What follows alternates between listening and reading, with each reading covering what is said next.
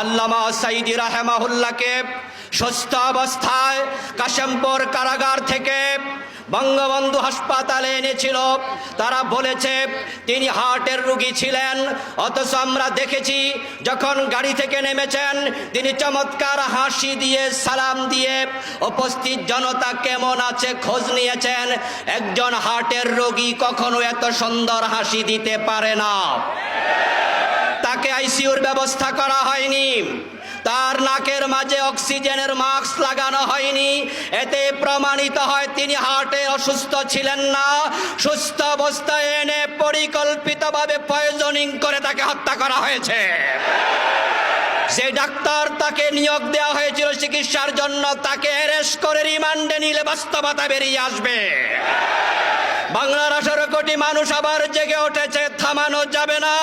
এই বিপ্লবকে কাজে লাগাতে হলে জালেমদের